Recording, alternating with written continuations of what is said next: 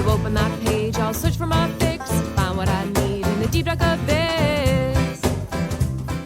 Hi. Welcome to the AI Skeptics podcast. We're just starting out. This is our first podcast. We don't know what we're doing. We're psyched to be here. Right, but Jake? We're podcasting. We're podcasting now. It's official. And we Welcome have our to the first AI guest. Skeptics. I'm very excited. Yes. Actually, we should probably introduce ourselves for people who don't know who we are. You want to start, Celeste?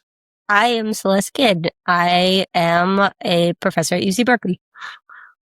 Great. And what? All right. Yeah, I was like, my lab works on understanding how intelligences form beliefs, usually people, sometimes animals, and we're also interested in the differences between biological intelligences and artificial intelligence. Oh my God, that's amazing. You're like the perfect person to have here. You're the perfect people for me to talk to. Did I even mention what we were going to talk about on this podcast? I didn't know the name of your podcast until just now. And I didn't want to ask because I didn't want to spoil a surprise. Yeah, right. You wanted it to be a surprise. I'm delighted. That's like the best. Yeah. Put me on the spot. That's your middle name. Yeah. Jake, let me put you on the spot, Kathy. I also don't know what we're talking about today. Could you please inform us? Well, the first thing we're going to talk about is who are you, host of this podcast? And then I'll say who I am. Oh, okay. Great. That's a good idea. I'm Kathy. I am a mathematician turned data scientist. Well, I had a little stint in finance for a while. I was a quant. I also joined Occupy Wall Street. Then I became a data scientist. And then I started getting worried about data science. This is like back in 2012, 2011. I started getting worried about data science the same way I had gotten worried about finance and like started looking into it. I was a blogger back when it was cool to be a blogger. Now nobody cares. And that's cool too. And I started worrying about this pretty systematically and ended up writing a book called Weapons of Math Destruction. And that was kind of exciting to write a book. I didn't know I could write a book. It was a good book. Oh, well, thank you. You not only could write a book, you did it well. Oh, thank you. And when the book came out, I was like, this is like the world is going to hell. That's how I thought about it. And I should make some money while it goes to hell. That's how I thought of it. No, just kidding. I was worried about the standards of algorithms. I was like, there's just no rules here. There's no rules and people are being harmed left and right. So let's start a company that tries to rein in the worst harms, the worst excesses of these algorithmic tools. At the time, they were being used for like hiring, being put in prison, insurance, credit cards, getting into college, getting a job, things that matter to people a lot. And I was like, well, let's figure out whether we can help people make better algorithms. And that was like 2016, September 2016. Your book was the first that I read that clearly called out the concern that I had, which is that AI it was snake oil. I was like, it was being sold as something that was going to remove biases and remove problems. And there was one sentence in your book about how there's no plan. I was like, of course it can't do that because of the training data. And instead, you're just not going to have a person that you can hold accountable when there are discriminatory practices as a result of using AI. And I read your book and I felt like I had a friend in the world. Maybe.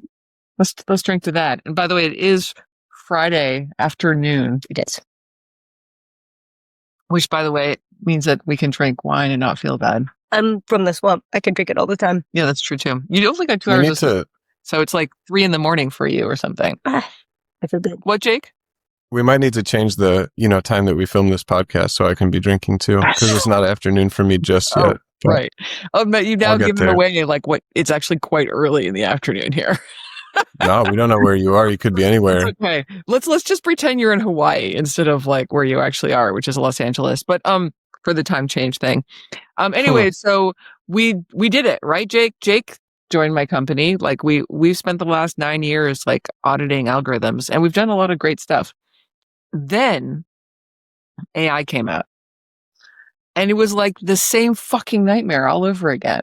It's like wait a second. And to your point, like one of the big reasons I wrote the book was for the public to understand, don't trust this. Like you are being blinded by like technobabble, Right. right? You're being told, trust this and we got this and there's no bias and this is fair. And because it's computers and computers don't have prejudice or whatever. It was a complete bullshit and it was not true, but it seemed to be actually people were buying it, you know, they didn't know better. But then I feel like the book came out, other people did a lot of other good work, like lots of examples came out of harm. Right. And at the end, after a few years, I was like, okay, people are, they're sufficiently skeptical of big data algorithms. But for some reason, AI has been like a renewed, like hype, like trust cycle. We backpedaled severely. Yeah. And I have thoughts about what happened. Okay. Well, we're going to talk about those thoughts. But one of the reasons that we decided to start this podcast is that we have had a lot of thoughts and we want to talk about them. And I will just throw in, and then we're actually going to let Jake talk, it turns out. When I say we, I mean me. The thing is, I really want to talk to you. This is like the point of this podcast, besides being able to just get out our thoughts, which is a nice thing to do, because if you don't get out your thoughts, then you just keep having them. And I want to, I'm fucking done with these thoughts. It's like being constipated. I don't want to be constipated forever. I want to just poop them out once and for all. We're going to let them go. New thoughts, you know? I don't like the metaphor. I don't know how I feel about the metaphor of your ideas as poop. Well, get used to it because they're pretty bad. No, I mean, okay, you're right. They're communal poop, you know? It's communal poop. Is that worse? No, it's worse. Fertilizer. Let's call them fertilizer. How about that? Thank you. That's nice. That's a kind of a pro-growth notion of ideas. Anyway, the point is, podcast, get out the ideas. But really, the audience I now have, which was similar to my feelings when I joined Occupy. It's like, Occupy was started by young people who finished college, graduated into, the Great Recession and couldn't find jobs, had these huge student loans, and were like, what the fuck? We followed all the rules, and where are we? We're screwed. And it's because our parents' generation and the generation above us, just took as much money as they could from this, from the system and screwed us. And now I feel similarly, like the young people graduating from college, they're getting so screwed and shafted. And it's not just that they're in a recession, which I think is real, by the way. We'll talk about that too. But it's not just that there's a recession for young people and they can't find jobs, but we also have this AI thing, which is part of the recession, but it's also another thing altogether, right? Which is like an existential threat to the young people. And so basically I want the podcast to be a way of explaining to young people, yes, you're not crazy. You are being screwed. AI is out to get you. You're right about that. And let me help articulate, from my perspective, like what exactly is going wrong for folks like you and how you deserve better.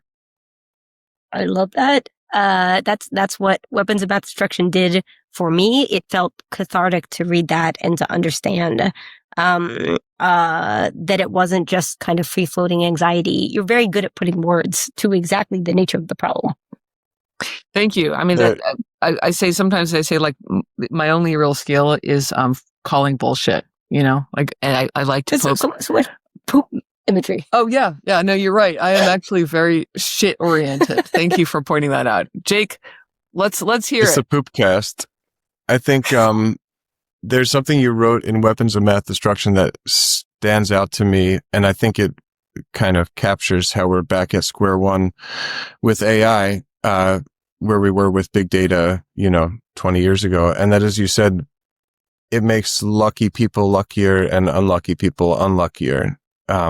Totally opposite to the idea that it finds the best. It just reinforces what's already there. And seeing the way AI is doing that, after we've just seen it happen for 20 and 30 years in the realm of like machine learning and predictive algorithms, is so humbling. And it's like, we need this podcast. We need to sound the alarm. So it's so exciting to be part of it. I'll say a little bit about myself and introduce myself. I'm Jake. I work with Kathy at Orca and at Ocean, it's two companies that we have to do algorithmic audits and to look into AI systems and try and develop better standards and better rules. And with Ocean, our new nonprofit, we're actually fighting the good fight in court, trying to defend people who have been harmed by algorithms and chatbots, people who have lost their life after chatting with chatbots. We're involved in those court cases on the front lines, doing the kind of data analysis that we hope will bring justice for those families. So it's really exciting work. And I came to it from a job I got right out of college that was like looking at development programs, trying to figure out whether they work or not to improve people's lives. At the time, microfinance was the hottest topic. It was around the time that Muhammad Yunus won a Nobel Prize for the Grameen Bank, for his work with the Grameen Bank. And I joined a nonprofit that was doing research to do impact assessments of these microloans programs around the world. And this was like a development approach that was such a darling at the time. You would get these pamphlets with stories of like, here's a woman who used to sew all of her garments by hand, and then she got a $100 loan and she was able to buy a sewing machine and her output went up 10 times. And now her family, like her kids used to have to skip school to help with the sewing, but now they go to school and they're being lifted out of poverty. So you get these like amazing, inspiring stories. And then there was a camp of economists who were trying to, rather than just look at stories, do a systematic experiment and be like, okay, well, that might be nice for that one woman, but like there are millions of these loans being made. What's happening on average? What's happening to the median person? So I lived in Ghana for 2 years. Kathy actually came to visit me there, which was amazing. So she saw some of this firsthand. I worked on a research project that was evaluating whether these microloans actually made people better off. And I did that work for about 2 years. And I learned two things through doing it. One was measuring whether people are better off is a huge and totally tricky and context specific issue. You're thinking about microloans and it was like, are they better off? Well, are they making more money, or are their kids going to school? Are they eating better? What better off means is highly contextual, and it depends on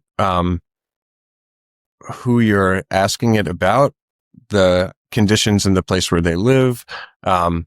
So I started to get an appreciation for this project of how can you measure whether someone is doing better than they were doing before? And the other thing that was big in this microloans work was nudges and behavioral science and marketing. It was just around the same time the book Nudge came out. And in the world of microfinance, the lenders were playing with all these kind of behavioral design pieces. They would make group loans because they had this notion that like, we don't have credit histories for people in developing countries the way that we have FICO scores in the US. So where we don't have someone's credit history, maybe we can make up for it by creating loans in groups so that people have to guarantee for each other. So instead of saying you're credit worthy based on your history of repaying your loans, maybe it's like the social trust among this group, everyone will cross guarantee each other's credit worthiness. So that was one example of, nudging they did in the design of the loans. They would also, play around with how they presented the loans to people. Like, should we talk about the monthly payment you're going to make, or should we talk about the interest rate? Jake, sorry to interrupt you, but like the thing that always gets to me when I'm hearing that, let's go back to that original story of like the woman who does 10 times more work. Like, what about the other women in her community that were also doing it by hand? Like, what happens to them? They're stakeholders in this system too. That's a great point. And we did some of the bigger evaluations would try to measure like community level outcomes. Maybe Yeah. it would have asked whether there were side effects for other people in her community, but that's totally right. And that, I think, just underlines how challenging and subtle and contextual it is to ask, is this making things better or worse? Because it's like, are you considering enough stakeholders? Are you considering the right ones? I'm sorry to interrupt you, Jake, but we're running over for the conversation, and we need to bring in Celeste here because she's our guest. Well, I That's true. was fascinated by. I mean, you can, all I'm saying is you get to decide what to talk about. You can ask Kim questions about that if you want. But I didn't know that you had done that work, and I'm really interested in. I know this is going to be impossible because the question of what does it mean for somebody to be doing better, is, I guess, at the end of the day, a philosophical one. What did you end up concluding? What are the takeaways that you learned? If you had to advise somebody else that wanted to measure whether or not somebody was doing better, what would you advise them? Great question. I would advise them to, first of all, ask the person who you're trying to measure that about. What does better mean to them? I would say the number one mistake that I saw and even, participated in at times and tried to correct was you're making assumptions about what better means for that person. Oh, having a higher income. Well, that would certainly be better. We think, but here in happiness research in developed countries has shown that there's you don't get a lot happier if you get another few dollars of income after a certain point. Right. We just assumed that people would be happy to work more and get more money in a developing country setting. But that might not be true. I mean, you can ask them. So one thing is ask the person what better means for them. And another is to think really about the context, study the context. You're almost always missing something. There's a blind spot in your measurement. There's someone or something you've forgotten to ask about. So, keep your ear to the ground. See, sometimes it bubbles up what you were missing, or people will come and tell you, hey, you forgot to measure this.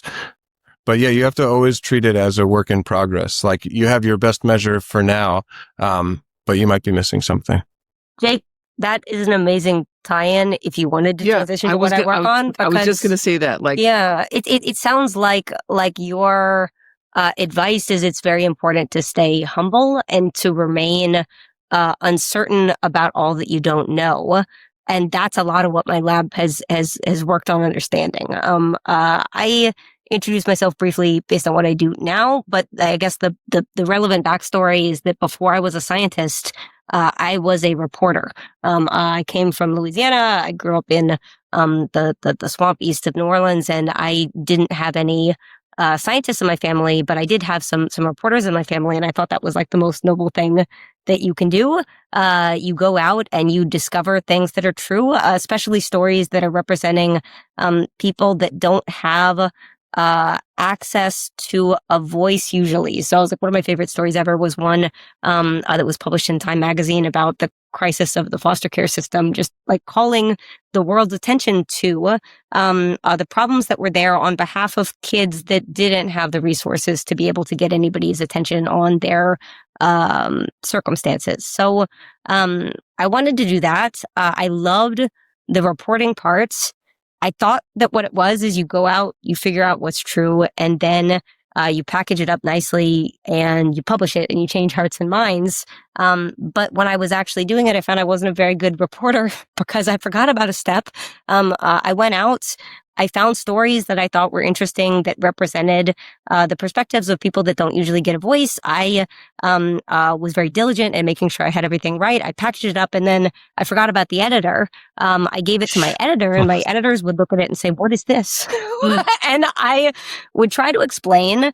I was sure that everything that he needed to know was clearly in there, and yet over and over again, my editors didn't understand the story that I was telling. In many cases, I couldn't get them to, their eyes would sort of go over it. But they were not understanding what I was doing. And I had thought that the way that beliefs work is people are open-minded. They're infinitely able to assess the evidence in front of them. And the more good evidence you get in front of them, the better their access to truth. So wait. Let me understand this, because I know a little bit about your work now as an academic professor at Berkeley. Right. Are you telling me that you became a professor at Berkeley understanding beliefs and how people form beliefs and truth? That makes it sound like I had a plan, which I didn't. As a direct result of your editor being this closed-minded jerk? Well, it was a lot of editors.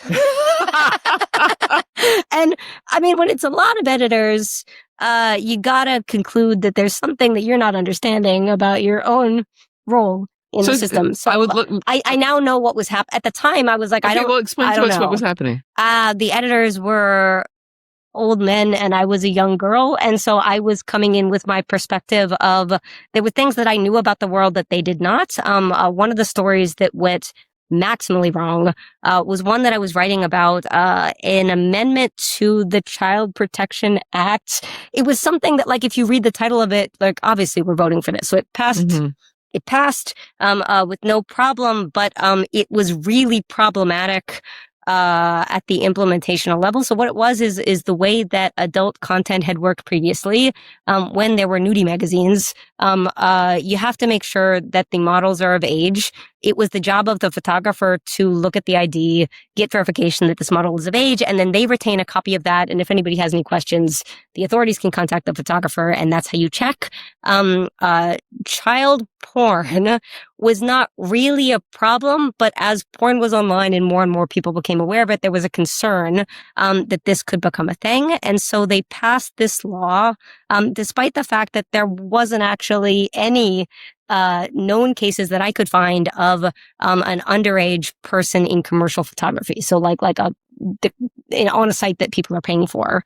They required that for commercial sites, they redefined who was responsible for holding the IDs, the proof that the models are of age. And if you had an adult website and if you purchased a lot of photos of the models, the photographer was now legally obligated to give you the IDs of all the women and all the photos. So right. I think it's important when we talk about these things that are disturbing to remember most people are not predators, but the predators that are out there figured this out very quickly. And so these young women, many of whom were doing this work as a safer alternative to things that they had been doing previously, were suddenly getting stalked and harassed and threatened. Other people were showing up at their homes. Oh people had their personal information and they didn't know how it was happening until I contacted them. And so I wrote this story. Okay, wait. I'm sorry. I'm just piecing this together. I think it's the wine. But you're telling me that I go fast because of this ID check. Because it was retroactive. So if you had taken adult photos and somebody had purchased them, the photographer now had to send the photos to everybody that had purchased them. The IDs, and they had to send the information of here's where this woman lives. It was usually a driver's license. Here's her ID. That's fucked. Here's her picture. Are you kidding me? You already have a bunch of nude photos of her. Here you might want driver's license. You might want to rape her now. Yeah. So here. Yeah. And it wasn't so much the retro. So something that I think is also important to explain at the time, the world of adult content as it was undergoing a shift. The typical way that an adult website came to be is somebody decides that they want to make one. They're traditionally, they at the time, it was not typical of them to be taking the photos themselves. There were a lot of places where you'd purchase, in most cases, thousands of photos that contained hundreds of girls. Everyone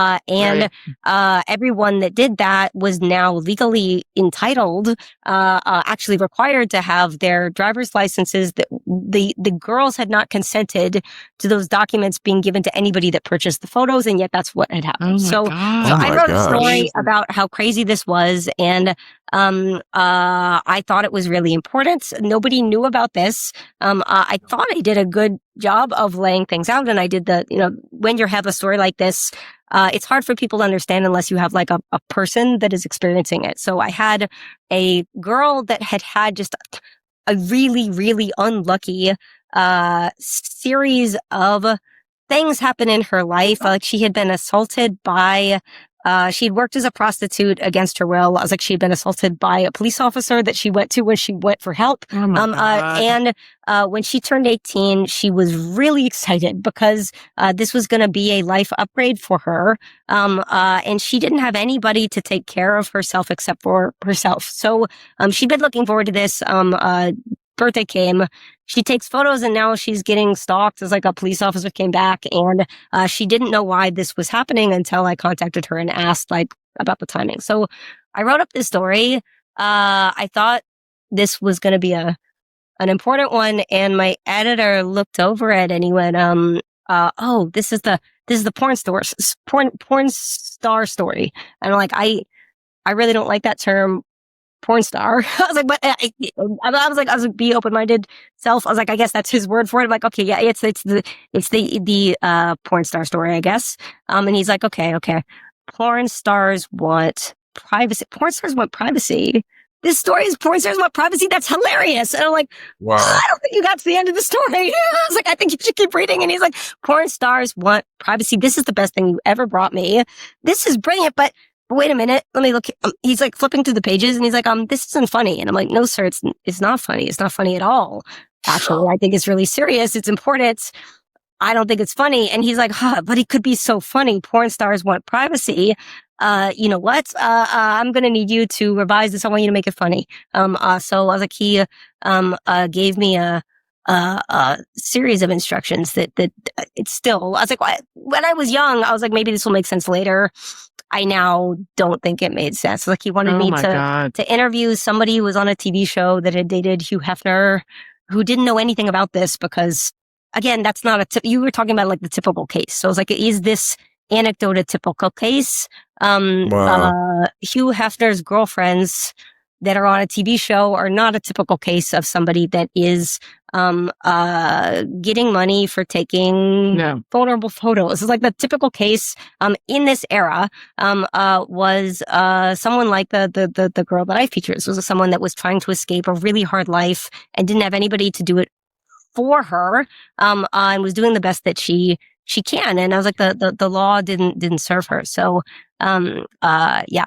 It wasn't the quantity of evidence I put in front of him. It wasn't the quality of the evidence. What I now appreciate and why I'm a professor, is that, we have some limits, that are limits in our psychology, that prevent us from infinitely integrating all evidence we encounter.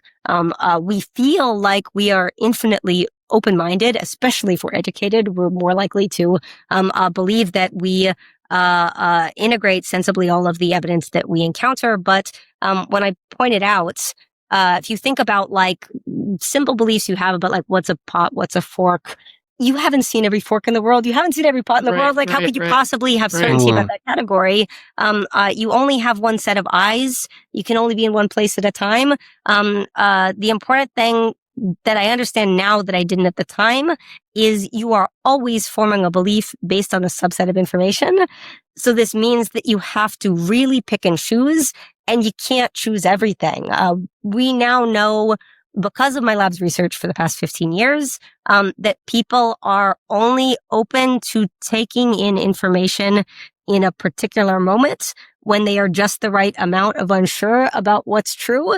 And beyond that point, they don't integrate new stuff. So it's very sure Celeste, you know. It's amazing that you would say that at this time. I feel like it's like the hole that you just outlined, that moment when the person is ready for information, when they're going to develop a belief, like that is the target that ChatGPT is just spraying a fire hose at. And it's brutal. It's brutal for all of us. Like we're forming these beliefs informed by garbage slop coming in from chatbots and large language models. And hey guys, I'm sorry to interrupt, but we are almost at time, and I'm going to just introduce a spontaneous round that I did not prepare you for at all. I'm excited about it. Okay, the round this is our pet peeves. style.